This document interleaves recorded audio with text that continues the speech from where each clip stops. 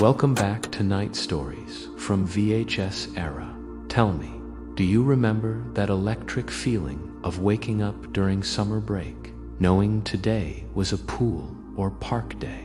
Do you remember the scent of sunscreen before you even opened your eyes? The rustle of your beach towel as you tried to fold it just right, like Mom showed you? Did your heart beat a little faster just at the word pool? Or maybe you smiled at the first chirp of birds outside, already dreaming of chasing your friends across the sun-warmed grass at the park. Stay with me until the end of this video to remember exactly how those moments felt, how they sounded, and even how they smelled. By the end, you'll feel like you've just stepped out of a time machine. Towel over your shoulder, flip-flops flapping as you run toward the laughter echoing from down the block. It usually started with the sun sneaking into my bedroom before my alarm clock had the chance. Not that I ever needed an alarm.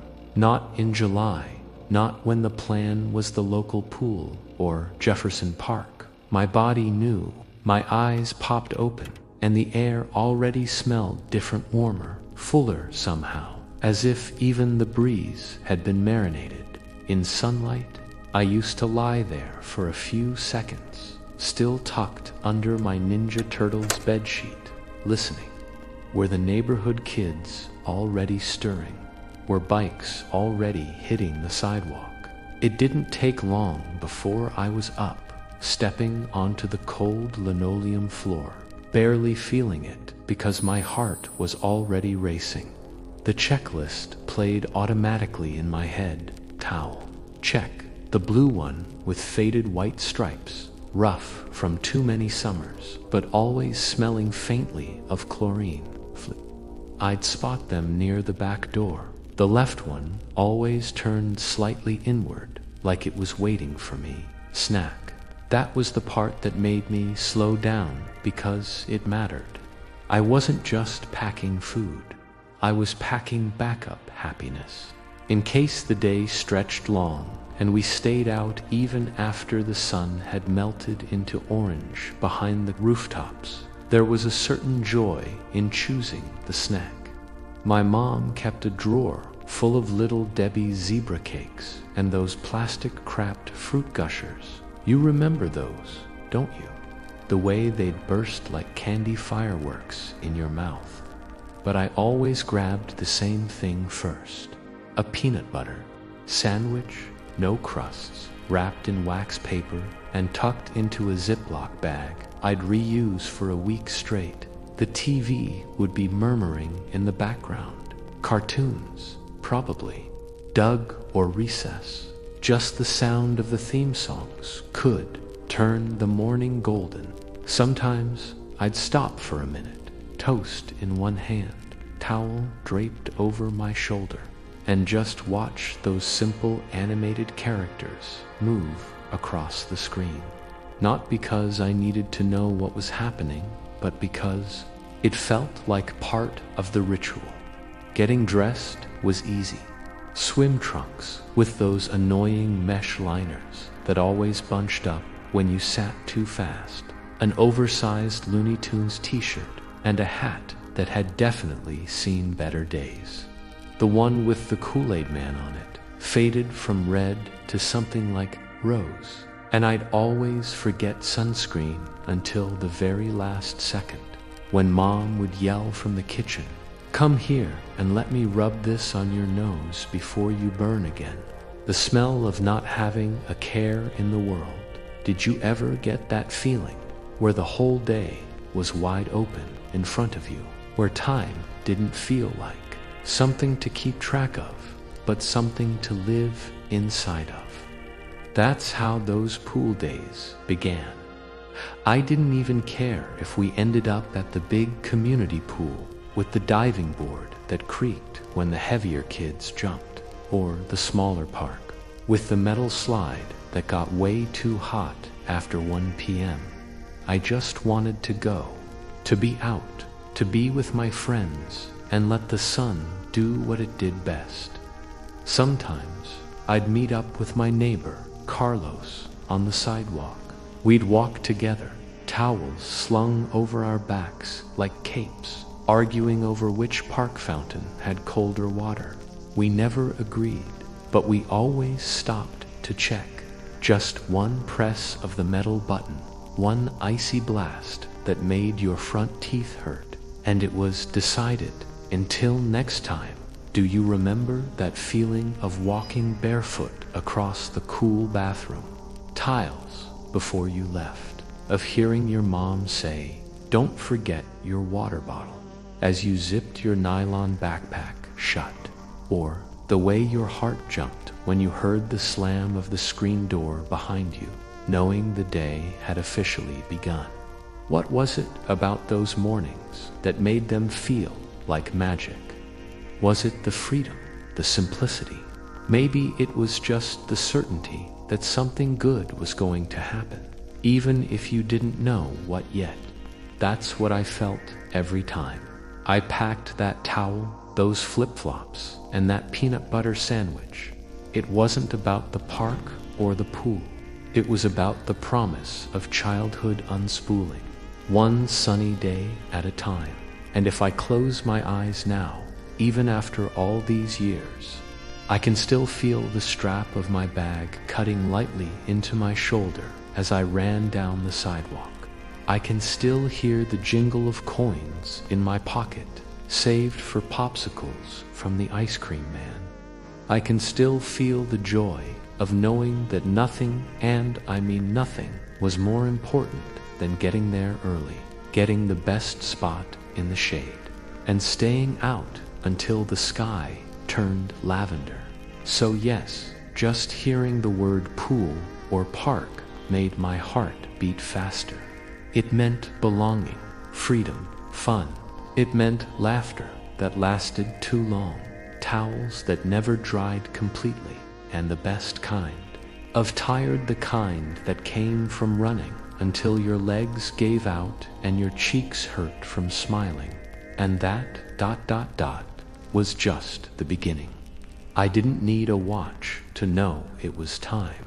There was something in the way the sunlight hit the pavement, something about the exact pitch of the cicadas, and the slight stickiness in the summer air that told me the others would be heading out. Too, I didn't call anyone. Nobody really did, not back then. The plan was never spoken aloud in detail. It lived in the shared rhythm of our mornings, in the unsaid agreement of neighborhood kids who had learned to read time by feeling instead of clocks. I took the familiar path, passing the corner where the broken fire hydrant always leaked a little onto the curb. It was a shortcut we all used, stepping over the same crack in the sidewalk we used to believe could break our mothers' backs, past Mr. Whitaker's front porch with the wind chimes that sounded like soft bells when the breeze came through. And right as I rounded the final turn, I saw it, the gate, the poolgate, depending on the day, the small rusted swing set under the giant oak tree near the tennis courts, just beyond the fence. It didn't matter where we met. What mattered was that we always did, even when no one said what time or place. Somehow we just showed up, some with towels still damp from the day before, others with grass stains on their knees from early morning backyard adventures. I remember the feeling, that thrill of scanning the area and spotting the first familiar face. It could be Amber, sitting cross-legged with a bag of Skittles and her Walkman blasting TLC, or maybe Tyler, bouncing a half-flat basketball even though we weren't anywhere near a court. We didn't text. We didn't plan ahead. We didn't need to. "Hey," someone would shout, waving wildly like it had been months instead of hours since we'd last seen each other. That simple greeting was enough to spark the electricity that ran through the whole group. Within minutes, bikes were dropped carelessly on the grass, flip-flops kicked off in every direction, and bags unzipped to reveal all the treasures we'd brought: comic books, half-melted push-pops, water balloons already starting to drip in their plastic baggies. Sometimes we'd sit by the swings first, using the shade to go through someone's new Goosebumps book or to trade POGs we kept in old Pringles cans. There was always someone who had something interesting to show. Whether it was a scratched-up Pikmin card from an older cousin or a mystery toy from a Burger King Kids Club meal, we never got bored. Somehow, doing nothing together felt like everything. I often wonder now how we managed to find each other so easily back then. No phones, no messages, just the pulse of summer and a shared understanding. Maybe it was because our lives weren't crowded with distractions. Maybe it was because we lived close enough to feel each other's excitement, like a signal passed through the air. Or maybe it was just the way childhood worked before everything got too complicated. One day, I remember arriving a little later than usual.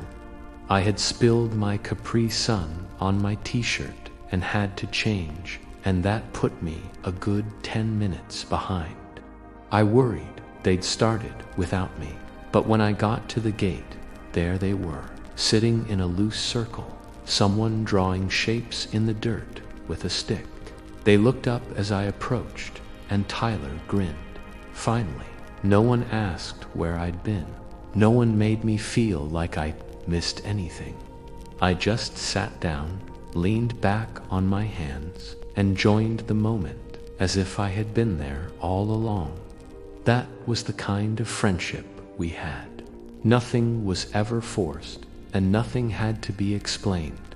On pool days, the ritual was slightly different. The lifeguards didn't let us run, but we always did just a little. We'd meet at the gate and press our fingers through the chain-link fence, watching the light dance on the surface of the water, waiting for the clock to strike opening time. When the latch finally clicked open, we'd charge in like it was the first time we had ever seen water. Towels were flung across lawn chairs, flip-flops scattered like breadcrumbs, and bodies dove into the cool blue relief of the deep end. We didn't need to coordinate. We just knew. Do you remember what it felt like to know that your friends would be there without asking? To walk into a space and find the people who made you feel completely at ease. There was no pressure to be anyone other than yourself. Competition, no social media filters, no anxiety about being left out.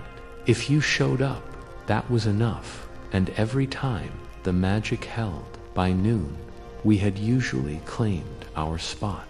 The corner near the diving board was our kingdom, and we ruled it with inflatable floaties and bags of Doritos.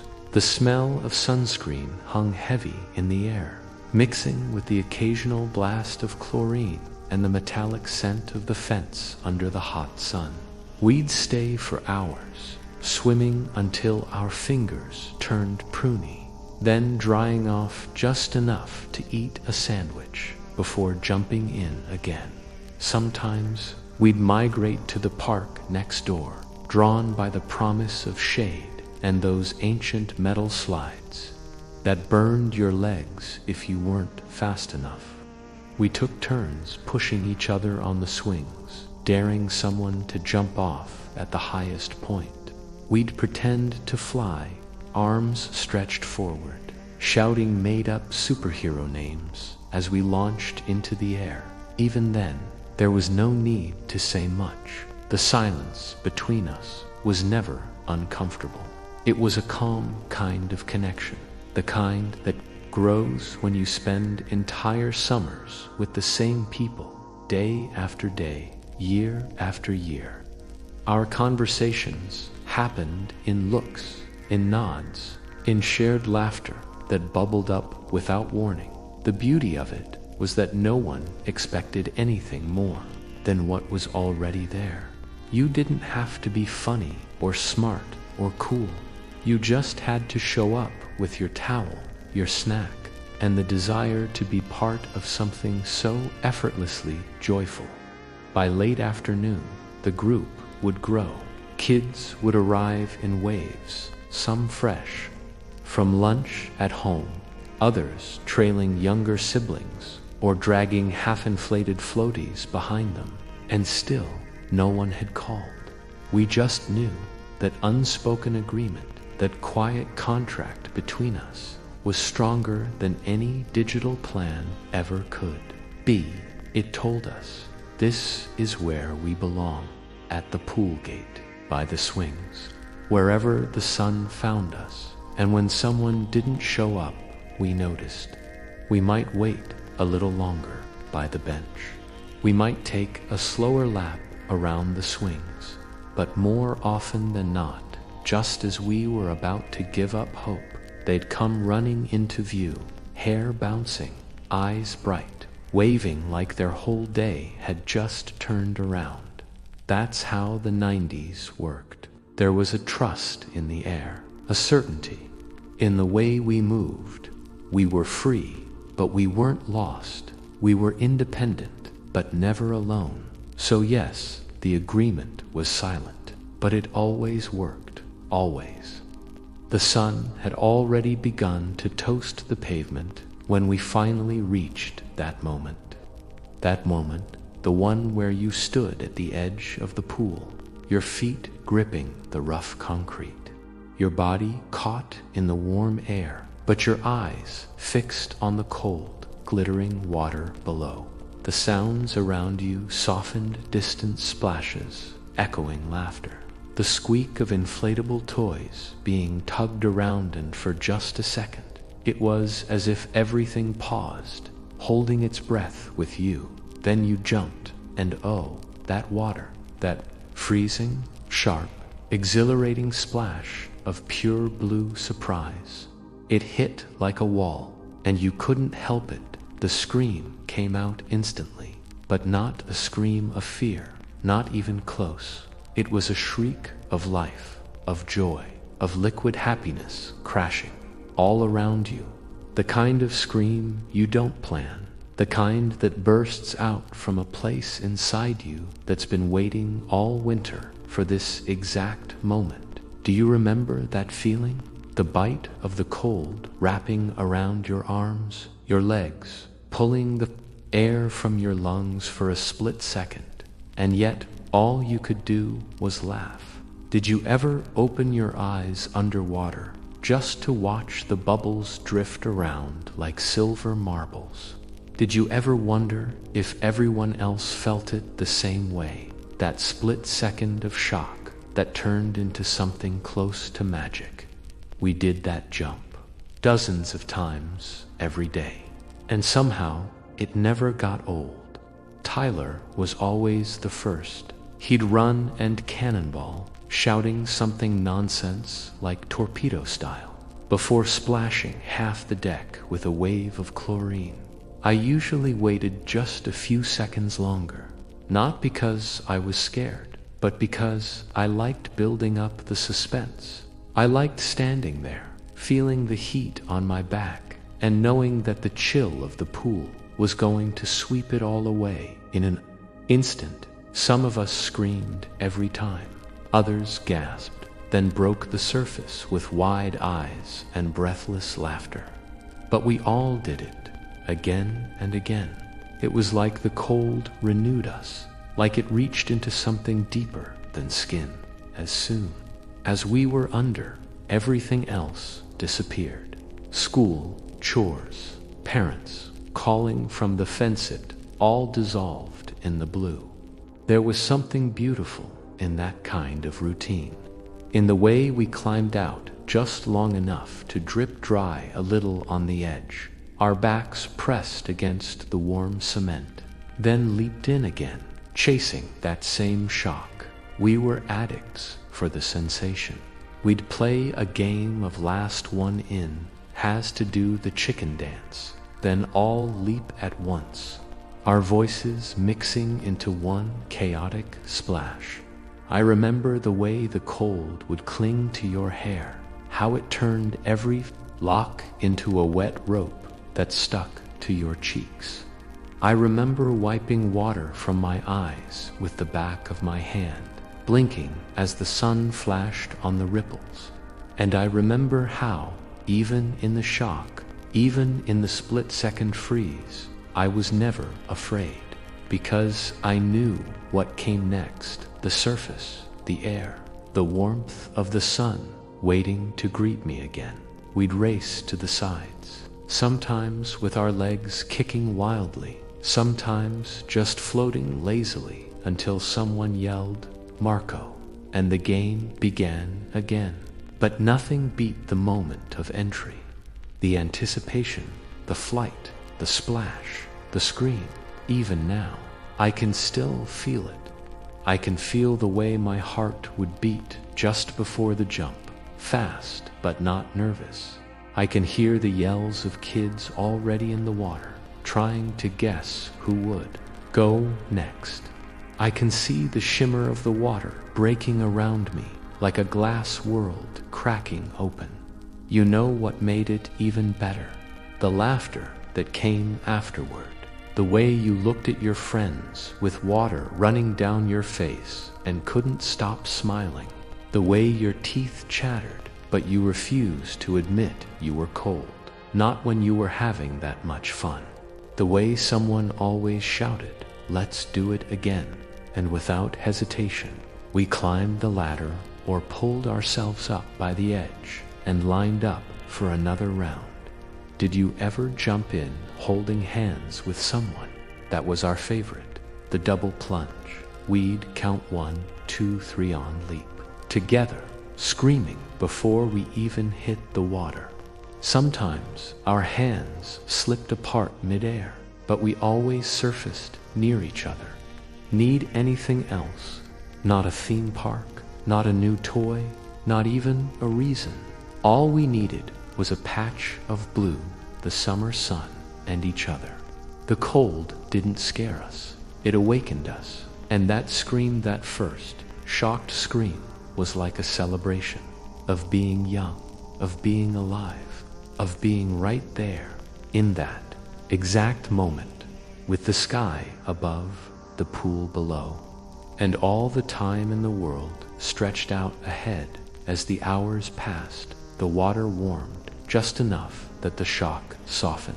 But we still jumped, still screamed, not because it was cold, but because it was fun, because it had become part of our ritual, because screaming together in joy was just another way of saying, this day is good, this summer is good, this life is good. Eventually, we'd settle into a rhythm, swimming in lazy circles, taking turns on the diving board, sharing snacks by the edge with wet fingers and sun-drenched hair. But in between it all, there were the jumps. Always the jumps, and every time I rose to the surface, gasping, grinning, wiping the sting of chlorine from my eyes, I felt it again, that impossible happiness, that cold water scream echoing through my chest and out into the world, free and wild and utterly real. It was the kind of scream that didn't need explanation. It was joy in its loudest form, and we chased it over and over until the sun began to dip and the pool lights flickered on, and we knew it was time to go home. But even then, I could still feel it, that perfect chill, that perfect sound. As the sun climbed higher and the water warmed around us, the energy of the day shifted. We had all jumped in dozens of times already, but we weren't anywhere close to being tired. That's when someone would point toward the diving board or the splash pad and say what we were all already thinking. Let's go. And just like that, the group moved as one. The diving board was always the main attraction, It sat near the deep end, painted in a peeling shade of light blue, with the kind of rough sandpaper surface that scratched your feet if you shuffled too slowly. A metal rail rose up beside the stairs, always hot from the sun, but we gripped it anyway, impatient and full of chatter as we waited for our turn. The line was always long, sometimes 10 or 12 kids deep, but it never felt like a burden. You could hear the smack of each jump, the laughter that followed, the chorus of cheers or mock boos from the crowd below. We didn't care if the dive was perfect. In fact, the biggest splash was usually the winner, and the more ridiculous the attempt, the better.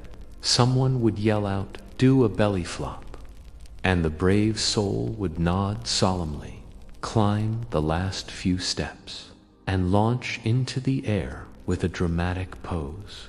We watched everything from cannonballs to twists to something Tyler called the flying jellyfish, which was mostly just him flailing wildly on the way down. We'd gasp, we'd clap, and we'd make exaggerated scores with our hands like we were Olympic judges. 10, 9.5. That was awful, you get a 6. But all of it was in fun. No one felt judged. We were just performers in a show we created for ourselves, and every splash was met with honest joy. Waiting in line was part of the ritual. You stood there, dripping, towel forgotten somewhere on a chair, your wet hair sticking to your cheeks, the ground squishing under your bare feet. You talked about snacks, about whether you were going to go to the swings afterward, about who had seen the latest Batman, the animated series episode. The sun dried you in pieces as you inched forward. And when it was finally your turn, that tiny climb up the hot stairs felt like an ascent to something epic. The best part? That second when you reached the tip of the board, everyone looking up, everyone waiting. You could bounce once, twice, feel the rubbery give beneath your toes, then fly, and then the splash. Do you remember how it felt to break the surface and hear your name being shouted, followed by wild applause from your friends? Did you ever dive in with your eyes open just to see the blur of sunlight streaming through the water? Did you ever lose your breath from laughing too hard as you swam back to the ladder when the line got too long, or when the diving board was closed for adult swim? We'd pivot to the splash pad. It sat on the far end of the pool area, tucked beside a shallow wading pool. The splash pad was simpler, but just as magical. No lines, no waiting, just water fountains shooting up from the concrete, rotating sprayers that spun in lazy circles, and pipes shaped like sea creatures that sprayed cool mist in all directions. It was wild and chaotic, a symphony of water and noise, and we loved it. Running through the jets was like chasing pure freedom. We darted in barefoot, shouting nonsense, arms wide, getting soaked from every direction. The water came out cold, always colder than the pool, and the shock made us scream and spin and double over in laughter. We played tag between the sprays, slipped on the slick pavement, held our faces to the nozzles just to feel the water pound against our cheeks. Sometimes someone would try to block the biggest stream with their foot, sending a wild spray across the pad. We all shouted like it was a surprise, even though we'd seen it 100 times before. A few kids wore goggles, even though there was no swimming involved. And one time, Carlos brought his super soaker, which the lifeguard made him put away, but not before he got me right in the ear. We never stayed still, not for a second. The splash pad was also where the youngest kids joined in. toddlers with water shoes and sun hats wobbling between the jets, their parents watching from nearby benches. We gave them space, of course, but every now and then one would copy us, arms out like tiny superheroes, spinning through the mist. And we'd cheer for them too, because we remembered being that small. We remembered when even a puddle felt like an ocean. It was around the splash pad that the group always seemed to grow. Older kids, younger siblings, cousins, visiting from out of town. No one was left out. If you wanted to run, to laugh, to be part of the chaos, you belonged. There was no membership, no rules, no entrance fee beyond your willingness to get drenched and be silly. And as the sun beat down, making the pavement sizzle and the smell of sunscreen thicken in the air, we stayed, running, dodging, laughing. Sometimes we'd collapse near the edge, our bodies steaming slightly in the sun, the water from the sprays still dripping from our hair. The best part was that we didn't need to make memories. They just happened. And now, all these years later, when I close my eyes, I can still see the water spraying in slow motion, droplets catching the light like tiny crystals. I can still hear the laughter of a dozen kids, all completely lost in the moment. I can feel the pulse in my chest right before my turn on the diving board. I can feel the slap of my feet against wet pavement as I ran full speed into the spray.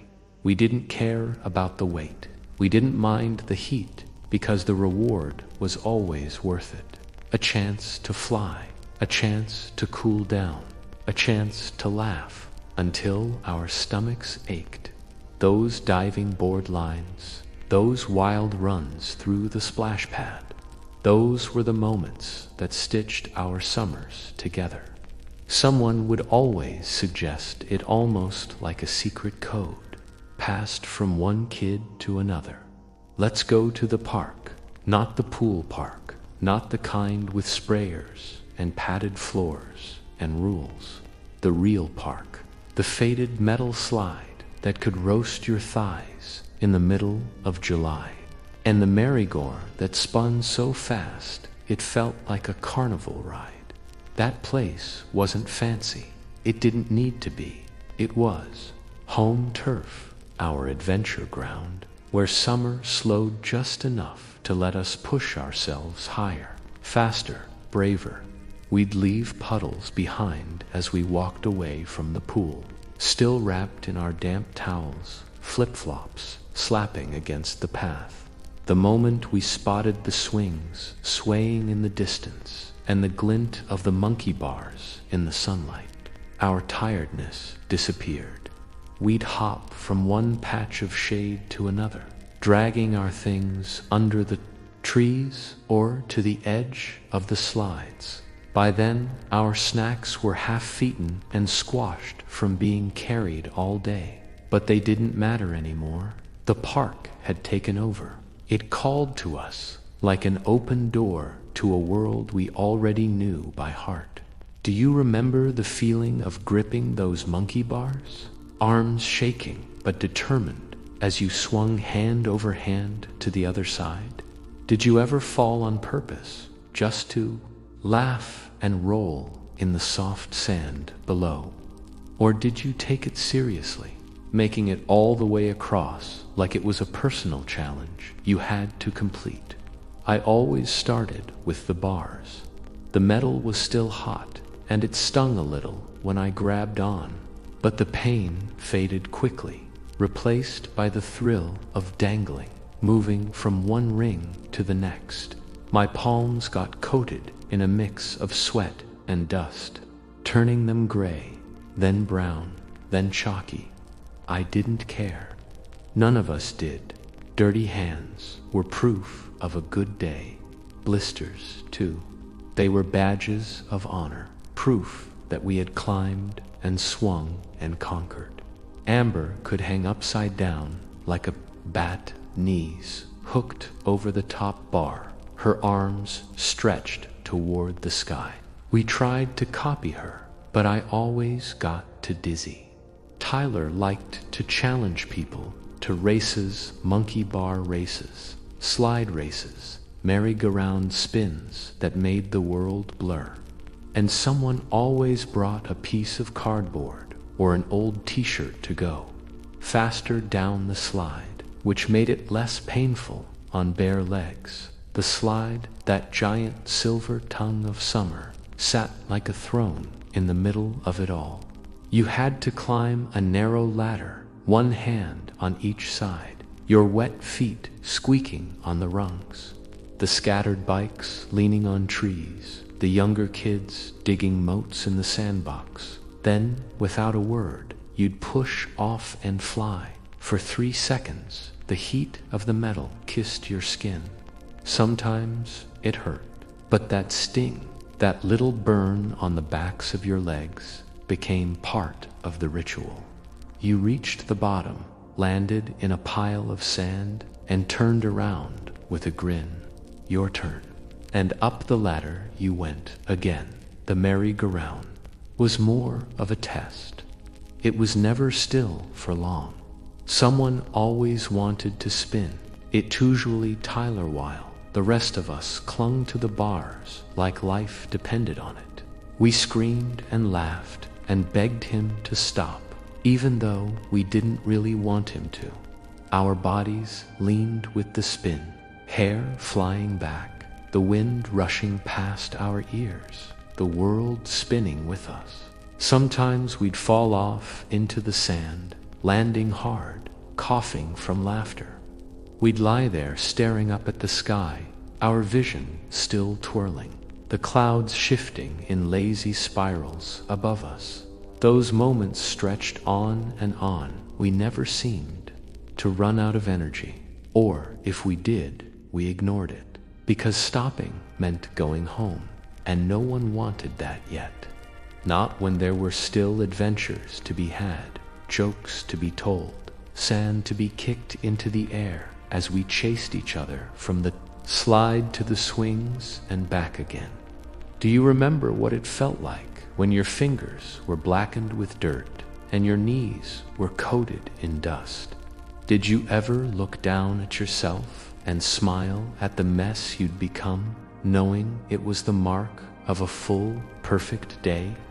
My skin would burn just a little, the kind of sunburn that didn't hurt until the bath that night. My hair dried stiff with chlorine and wind. My towel would be buried in sand, and my water bottle warm and half empty. But I didn't care. None of us did. Because every grain of sand stuck to our legs, every mark on our palms, every tangle in our hair was earned. It meant we had done something, that we had lived. We didn't wear watches. We didn't check the time. But we knew it was getting late. Bikes were pulled from the grass.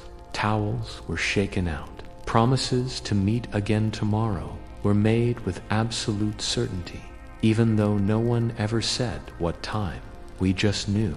And as we walked home, skin warm, fingers gritty, hair tangled, and hearts full, we carried our trophies proudly. Sunburns, bruises, sandy flip-flops, and tired smiles. Proof that we had played hard, laughed harder, and made another day matter. And even now, all these years later, I can still feel the heat of the monkey bars, the thrill of the spin, and the joy of standing in the middle of that park, surrounded, burning bright beneath the summer sun. Eventually, the park would quiet a little. The spinning slowed, the climbing paused, and the laughter softened into something gentle, almost like a sigh carried on the breeze. Our bodies, covered in sun and sweat and sand, needed a moment, and like clockwork, someone would suggest it. Snack time. We didn't need benches. Any patch of shade would do. The big oak tree near the drinking fountain was the usual spot. Its branches cast wide shadows on the grass, dappling the ground in flickering light, like the sun was trying to play a quiet game of tag. We dropped there in slow motion, one by one, legs stretched out, arms limp at our sides, cheeks still red from running. Our bags, forgotten all morning, were now treasure chests, unzipped and explored, crinkling plastic, sticky fingers reaching past goggles and wet socks to find what we had packed hours ago in our kitchens, under sleepy morning light. For me, it was always the same, a peanut butter and jelly sandwich wrapped in wax paper, corners a little soggy, jelly sometimes soaking through the bread. I didn't care that sandwich was summer. I'd open it carefully, like I was unwrapping something precious. The scent hit first sweet, familiar, comforting.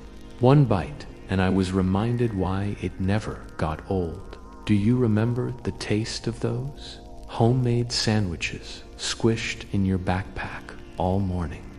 Do you remember how the peanut butter stuck to the roof of your mouth and made you pause between bites? How the jelly left a purple mark on your thumb that wouldn't wash off for hours? Around me, the others pulled out their own favorites. Amber had cheese crackers shaped like little orange fish, their salty crunch echoing softly in the quiet. Carlos always had grapes in a tiny plastic container, half of them already mashed. Tyler, he went straight for the sugar, a melted fun dip, the stick already soggy, and a red icy pop he kept wrapped in paper towels to keep it from leaking all over his backpack. But nothing beat the ice cream. You could hear it before you saw it, that gentle jingle, far away at first, then closer, louder, and we'd all freeze, eyes wide, breath caught. The ice cream truck. Someone would yell, and we'd scramble. Whatever money we had, quarters from couch cushions, dollar bills from grandma, loose change saved for this exact moment, was already in our hands before the truck even turned the corner. We ran, barefoot or in flapping flip-flops, across the hot pavement toward that musical miracle of a van, its sides painted with cartoon penguins and rocket-shaped popsicles. We'd crowd around, sunburned and impatient, scanning the menu plastered to the side, even though we already knew it by heart. I almost always chose the same thing, the orange Pusha Pop, that bright cardboard tube with Fred Flintstone on the wrapper. The ice cream half melted before I even got the plastic cap off. You had to push slowly or risk launching the whole thing onto the sidewalk. And if you were lucky, you could catch the first drip with your tongue just in time. Do you remember that first lick of cold sweetness on a blazing day? The contrast of flavors, tangy, creamy, sugary, melting faster than you could keep up. The way it dribbled down your wrist and you had to either lick it clean or just accept the sticky fate.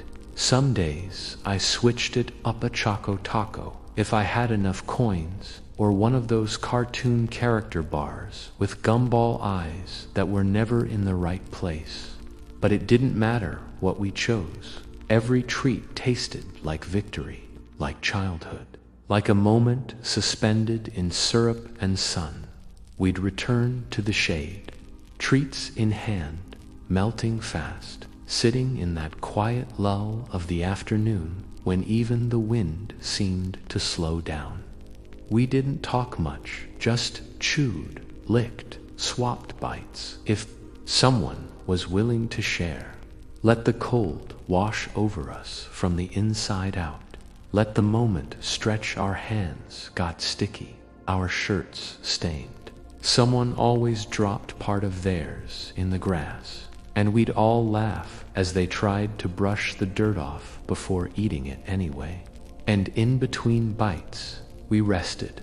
The kind of rest you can only have when your whole body is filled with sun and play and freedom. The kind where your legs feel heavy but good, where your back leans against someone else's towel without needing to ask, where your eyes close for a few seconds, not to sleep, just to listen. Birds chirping, distant splashes, the quiet rustle of leaves. Sometimes we'd trade snacks, half a sandwich for a bite of ice cream, some pretzels for fruit snacks. And if someone didn't have anything, it didn't matter. We always shared, because there was an unspoken rule: no one went hungry in the shade, not in summer, not in our park. Do you remember the feeling of sitting there, full but not heavy, tired but not drained, surrounded by friends who asked for nothing but your company? That gentle silence, interrupted only by the sound of licking fingers and slurping the last of the icy from the bottom of the plastic. That was what the taste of summer was made of. Not fancy meals, not restaurant trips, just peanut butter, grape jelly, and whatever fit in our pockets that morning. Just sugar that melted too fast. Just crumbs in the corners of towels and ants. We had to shoo away with a lazy wave of the hand. When we finished, someone would stretch and say, "Okay, ready?" And slowly, we'd all rise again, energy returning like magic. The park was still there. The water still sparkled. The sun still high. There was more to do, more to climb, more to chase. But for that little while, we sat in the shade, holding the sweetness of the day in our hands, letting it melt down our fingers and into our memories. And I don't think anything has tasted quite the same since. The sun was lower now, dipping slightly in the sky, casting golden light across the park in long, sleepy shadows. But for us, time still didn't matter. Even after snacks were gone and towels had dried stiff in the heat, we weren't finished. Not yet. There was always just a little more to do. We played barefoot on the grass, still damp from the sprinklers that had run early that morning. The green blades stuck to our ankles and in between our toes. And every game we played, tag, catch, monkey in the middle left a trail of evidence behind on our knees. Faint smears of green mixed with dust and sweat.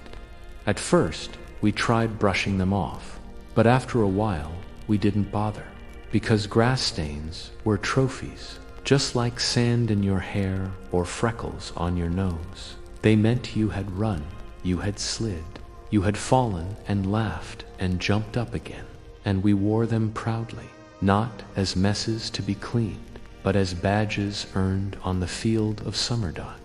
You remember how it felt to slide across the grass, chasing after someone, hitting the ground hard, and popping back up without even checking for bruises. Did you ever look down at your legs, scraped and green, and think to yourself, this is what a perfect day looks like? And then, after all that running, we'd head back to the pool, not for a slow swim, but to dive, to splash, to race underwater, touching the bottom of the deep end like it was a secret only we could reach. The water was warmer now, touched all, day by the sun, and we stayed under longer, daring each other to open our eyes without goggles. At first, it stung just a little, that faint burn, the tickle in the corners of your eyes, the moment where everything blurred into a blue haze. But we didn't stop. The chlorine filled our noses, made our eyes red, but we laughed it off. We surfaced, squinting and rubbing our faces, claiming it doesn't hurt that bad, even when it did, because we didn't want to stop playing. We didn't want to miss a moment. And even when our eyes burned and turned pink like we'd been crying, we kept diving, kept splashing, kept dunking each other and spinning in circles and doing underwater handstands that ended in nosefuls of water and more laughter. Sometimes we sat along the edge, feet dangling, blinking away the sting while we talked about nothing and everything, what we'd do tomorrow, who we thought could hold their breath the longest, whether or not the pool lights looked like jellyfish after dark, and then someone would cannonball in and soak us all over again, and just like that, we were back in. It didn't matter how much grass clung to our legs, or how red our eyes were, or how tangled our hair had become. We weren't done, not yet. There was this strange kind of energy we had in the late afternoon, fueled by sugar and sun, by friendship and freedom. It wasn't hyper, wasn't wild, it was softer than that, like the day itself didn't want to end. And so it gave us just a little more spark. The parents started to gather now, some sitting on benches, some standing in the shade. They chatted with each other in low voices, calling out occasional reminders. 5 more minutes. Start packing up. Don't forget your towel. But we didn't hear them. Or maybe we just didn't listen. Because the only time that mattered was now. The only plan was to keep going. Tyler had grass stuck to his elbows. Amber had one eye closed, still blinking out the last sting of chlorine. I had a scrape on my shin and a peanut butter stain on my shirt.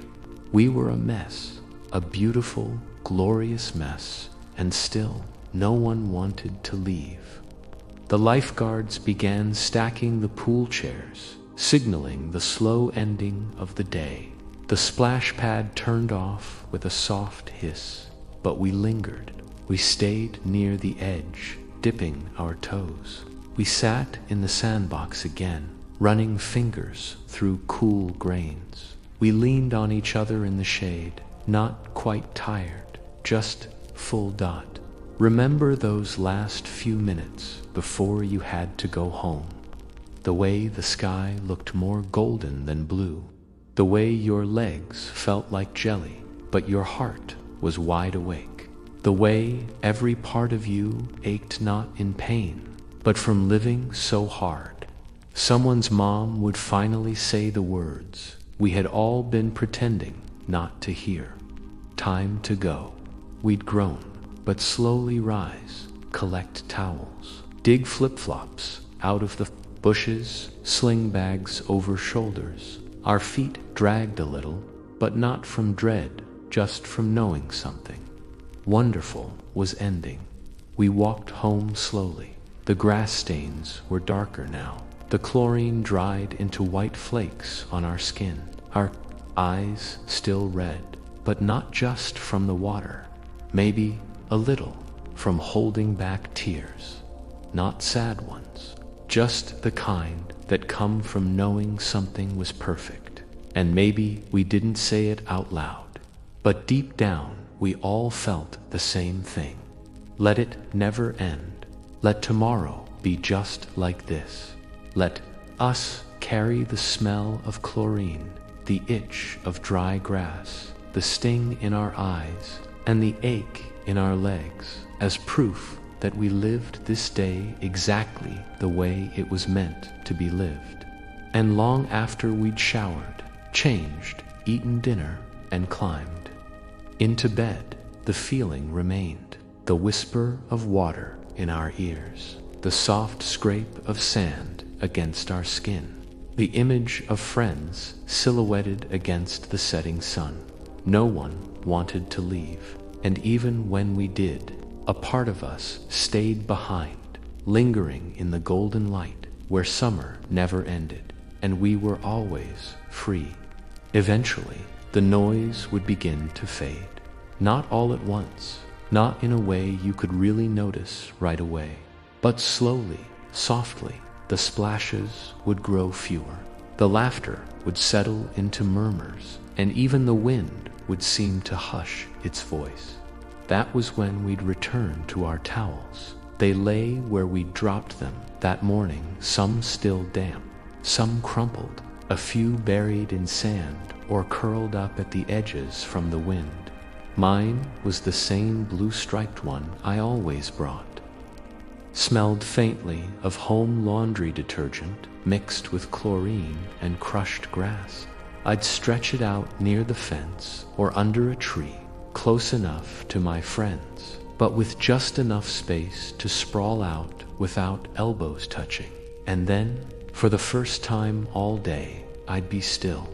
The warmth of the sun was different now, softer, deeper. It didn't just touch your skin, it sank into it. The heat pressed gently across my arms, my back, the tops of my legs.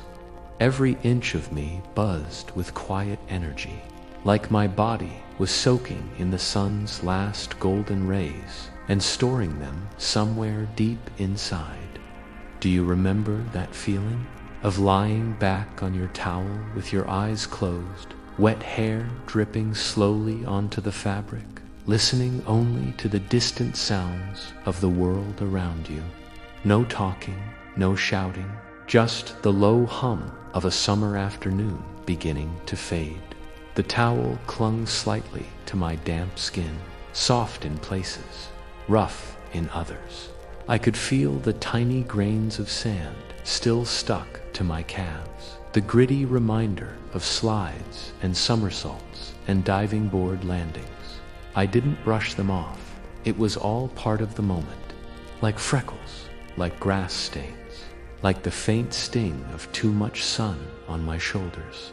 Sometimes I turned onto my stomach, resting my head on my crossed arms, letting the heat melt the last traces of chill from the pool. Other times I lay on my back, watching the clouds slide lazily across the sky, blinking slowly, barely breathing. The sky seemed endless then, big and blue and full of stories it would never tell. The world slowed down during those minutes. No one called for games. No one chased each other. We were like lizards on rocks, letting the warmth calm our hearts, letting the sun be the final touch on a day already bursting with life. Tyler would lie next to me, arms folded behind his head, eyes closed, humming a tune from a video game we all knew. Amber had her Walkman on, one earbud shared with Carlos, both of them silent, staring at nothing. Even the younger kids settled, their legs tucked under towels, cheeks flushed, heads nodding as sleep tried to sneak in. And I just lay there, feeling the heat seep in, breathing slower, deeper. It was in those moments that I felt something I didn't have words for back then, a kind of peace that wrapped around me like the towel itself, a quiet certainty that I was exactly where I needed to be, with friends I loved, in a place I trusted, in a season that felt like it would never end. Sometimes I'd press my palms flat against the towel and feel the rhythm of my own heartbeat, fast from the running, but slowing now. Sometimes I'd close my eyes and listen to the soft rustle of trees, the drone of a bee nearby, the faint splash of someone too restless to stop playing. The sun would trace patterns across my closed eyelids, warm and red and golden, and time didn't exist for a while. There was no before, no after, just that stillness, that heat, that quiet joy. Did you ever fall asleep like that, just for a few minutes, with your body still buzzing from play, your skin hot, your hair stiff, with salt or chlorine, and your towel damp beneath you? Did you ever wake up with the corners of your mouth dry, The sun moved just a little in the sky, and the sound of your name being called in the distance. I did, and in those small naps, those pocket-sized dreams under the open sky, I felt like summer stretched out forever. Like we'd return here every day, always finding our towels just where we left them. Our friends still waiting, the sun still strong. It's strange how something so quiet, so small, could feel so big lying there, eyes closed, the heat soaking into every inch of my being. I wasn't just drying off. I was absorbing the day itself, the memories, the laughter, the scent of sunscreen and sweet snacks, the echo of splashes and shouts and whispered jokes. Everything good about that day, and that summer was in that moment. I never wanted it to end. Even now, I can still feel that warmth if I try. I can still remember the way my towel felt beneath me, slightly scratchy but safe. The way my fingers curled loosely around a forgotten snack wrapper or a blade of grass. The way the sun kissed every inch of skin that wasn't hidden, turning me golden inside and out. We didn't rush to get up. No one said when it was time to move. We just waited until the sun began to dip, until the light softened into amber, until the first cool breeze made someone pull the towel tighter around their shoulders. But until then, we lay there, quiet, still, full. The sun held us gently, like a lullaby sung without words.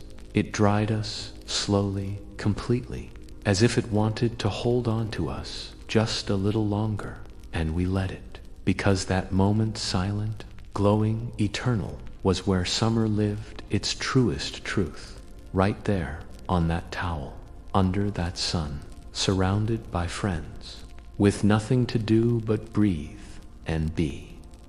The afternoon light began to soften, spilling warm gold over everything it touched. The sun was slowly tipping toward the horizon, but the sky still held that brilliant blue, fading gently at the edges, like a watercolor painting.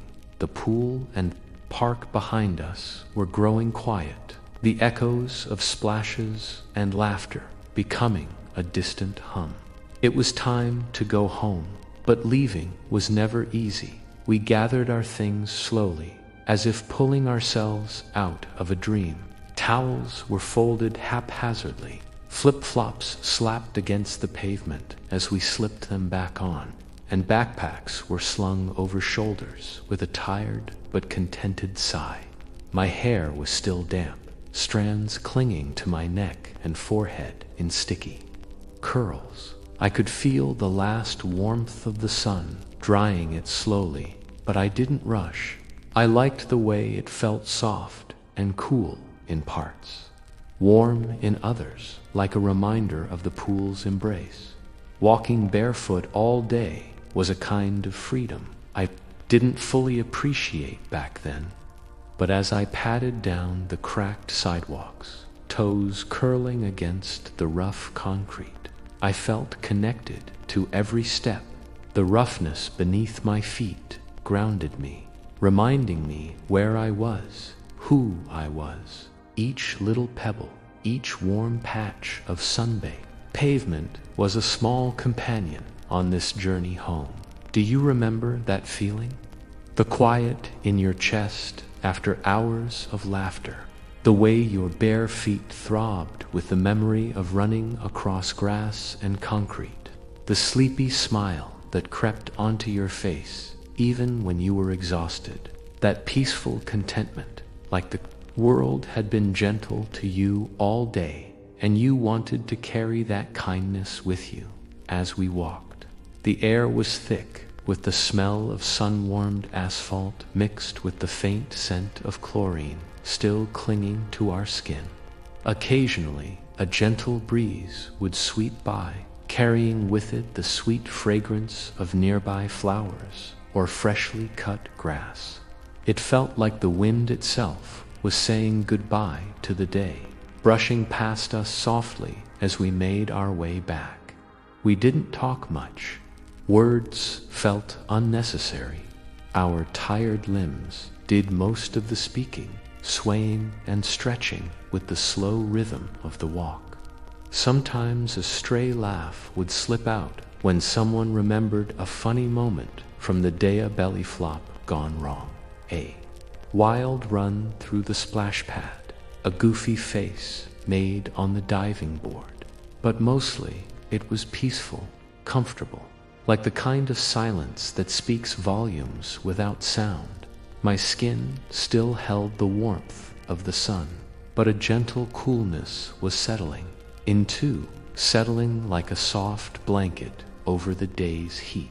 The edges of my vision caught the golden glow of streetlights flickering on, and I realized how late it was getting. The sky was turning shades of pink and lavender, painting a quiet farewell to the long afternoon. Do you remember the way the evening air feels after a day in the sun? How it wraps around you like a sigh, soothing and cool, promising rest. How your eyelids droop just a little as you keep walking, the weight of the day pressing softly on your limbs, but never dulling. The smile on your lips.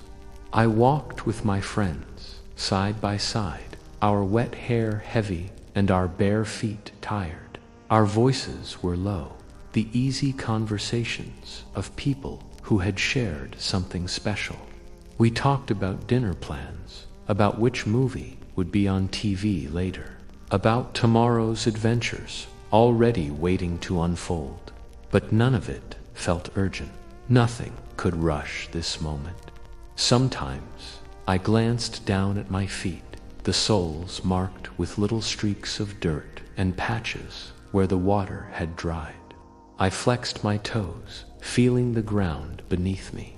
It was a small comfort, a gentle reminder of where we had been and how much we had lived in that one day. The houses we passed looked quiet, their windows glowing softly with lamps and televisions. Garden hoses lay coiled on lawns, and porch swings creaked gently in the breeze. Somewhere nearby, a dog barked once before settling back into silence. The world felt safe, familiar, like home. By the time we reached my street, the sun was nearly gone, leaving behind a soft twilight that brushed the sky in blue and purple hues. The first stars were peeking out, tiny pinpricks of light waiting to watch over us through the night. I slowed my steps, reluctant to break the spell. At my doorstep, I paused.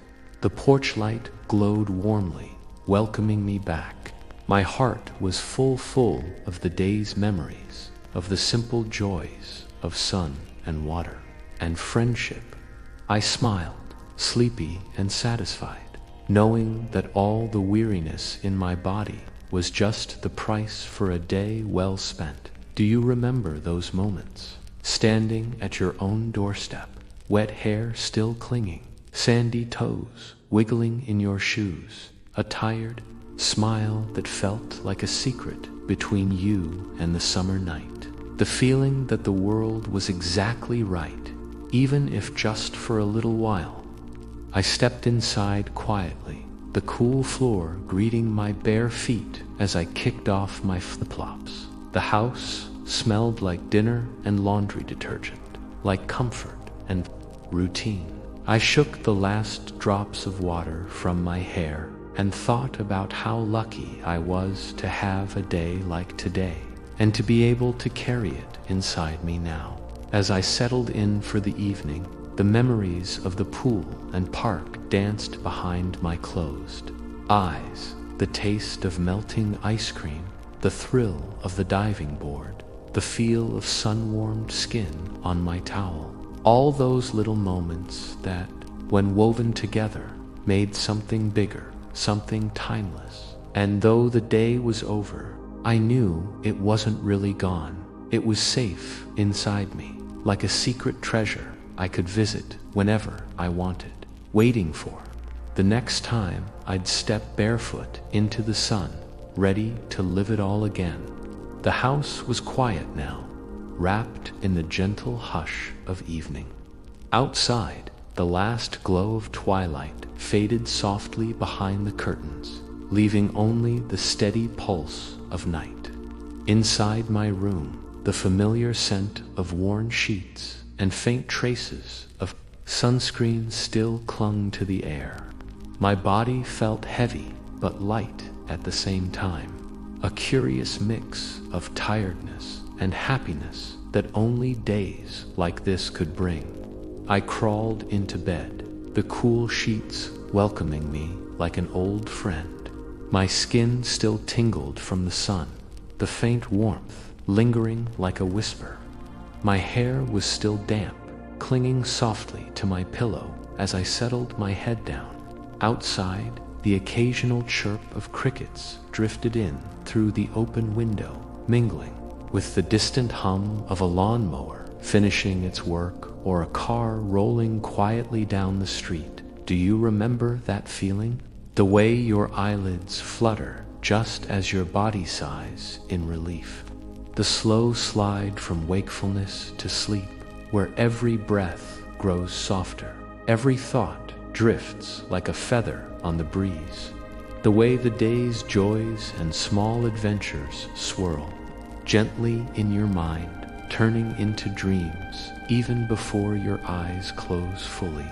I lay there, my thoughts replaying the hours like an old movie, the first jump into the cold pool, the way the water shocked my skin and made me scream with joy, the way the sun warmed me as I lay on my towel, the taste of peanut butter and jelly sandwiches and melting ice cream on my tongue, the laughter shared with friends at the swings, the merry-go-round spinning so fast it made us dizzy and breathless, all of it wrapped up in a golden haze, soft around the edges like a fading photograph somewhere deep inside. I knew this was a day worth remembering, a day I wanted to keep tucked away, safe and bright, ready to bring out whenever I needed to feel that kind of happiness again. And then, even as my breathing slowed and my body sank deeper into sleep, the best part came. I dreamed of waking up early again, heart pounding with excitement at the simple thought of the pool and park waiting for me. I dreamed of packing my towel, flip-flops, and snacks with the same eager hands, ready to chase sunlight and laughter once more. I dreamed of friends waiting by the swings, of cannonballs and sunshine, of sticky fingers and sandy knees. I dreamed of running barefoot through the grass and diving under the water, of feeling the sun soak into my skin one more time. The dream was soft, like a lullaby, but full of color and warmth and promise, because this wasn't just any day. It was that kind of death, a kind that made you want to live it again and again, the kind of day that filled your heart so completely you couldn't help but hope for more, the kind of day that whispered gently but clearly, "Come back tomorrow. I'll be here." Do you remember those dreams? The ones where everything feels possible because you already know how good it can be, where you hold the memory of sun and water and friends in your hands like a secret gift, waiting to unwrap it. Again, I did, and I still do, because some days, no matter how many years pass, stay with you forever. They live inside you, soft and bright as summer sun. And as I drifted off that night, with the quiet hum of the neighborhood lulling me, I made a silent promise to carry this day with me always, to chase that feeling every chance I get, to never forget how it felt to be young, free, and completely alive in the warmth of a summer afternoon. because some days, like this one, are worth repeating for a lifetime. Thank you for joining me on this journey back to those golden summer days of the 90s. I hope you found a little warmth and peace in these memories.